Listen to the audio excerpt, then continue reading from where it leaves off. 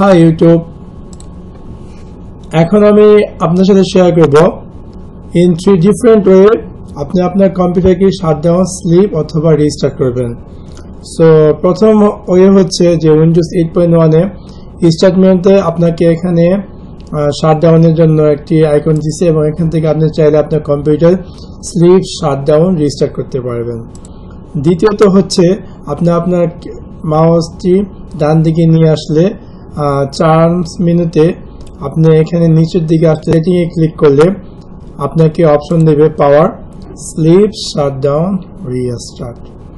তারপর আবার আরেকটা ওয়ে হচ্ছে আপনার মাউসটা একদম উপর থেকে নিচে একদম কর্নার বাম দিকে নিয়ে আসবেন এবং রাইট ক্লিক করলে আপনাকে same way shutdown or sign out, sleep, shutdown, restart. So that's it. আশা করি আপনাদের ভিডিওটি ভালো লেগেছে। Bye, take care.